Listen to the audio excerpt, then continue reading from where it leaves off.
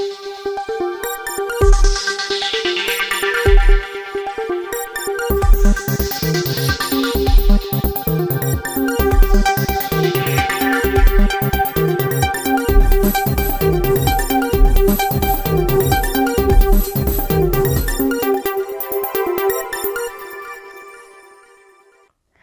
күн, құрметті көрермен, сіздермен 250 TV News жобасы және оның жүргізушісімен Пертаева Мадина.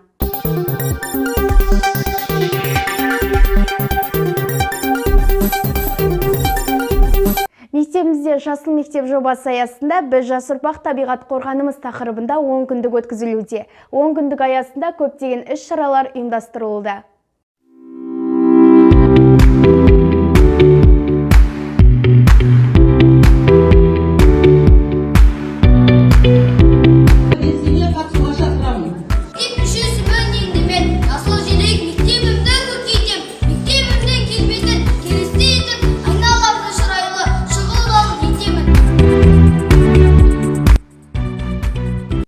Жасыл мектеп жобасы аясында химия биология бірлестігінің ұйымдастыруымен Жасыл мектеппен жарқын болашаққа атты ғылыми идеялар шеруі болып өтті. Шара барысында мектеп оқушылары мен ұстаздары мектебімізде қолға алынған жылыжай мен гидропоника жұмыстарымен танысты.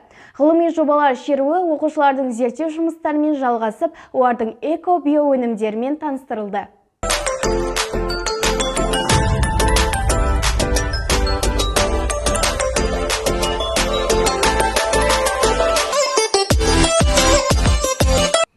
Төртінші сәуір күні мектебімізде оқуға құштар мектеп жобасы аясында Мұхтар Мағауинге арналған қазақ руханиятының нар тұлғасы атты әдеби кеш болып өтті.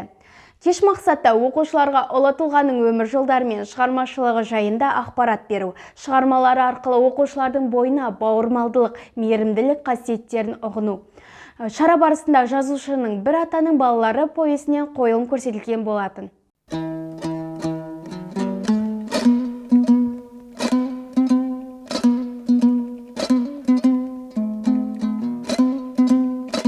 Дәуренбек, баламның атын айт.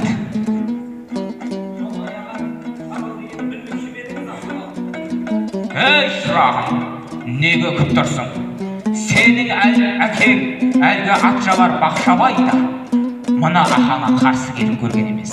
Мектебіміздің бірінші А сыныбында сынып жетекші Ахметова Динараның ұйымдастыруымен кітап біздің досымыз тақырыбында тәрбие сағаты болып өтті. Шара мақсаты кітаптың адам өміріндегі маңызын түсіндіру, оқушылардың оқуға деген қызығушылығын арттыру, оқулықтарын күтіп ұстауға үйрету болатын.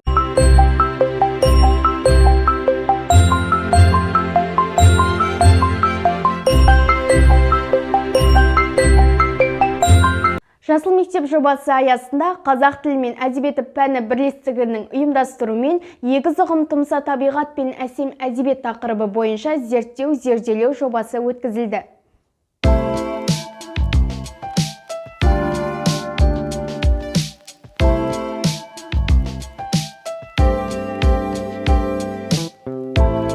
Оқушылардың шығармашылық қабілеттерін дамыту, салауатты өмір салттың дағдыларын қалыптастыру мақсатында Жасыл мектеп жобасы аясында ағылшын пәні бірлестігінің ұйымдастыруымен Always Green, Always Blue тақырыбында 9-шы сыныптар арасында табиғат аясында сурет байқауы өткізілді.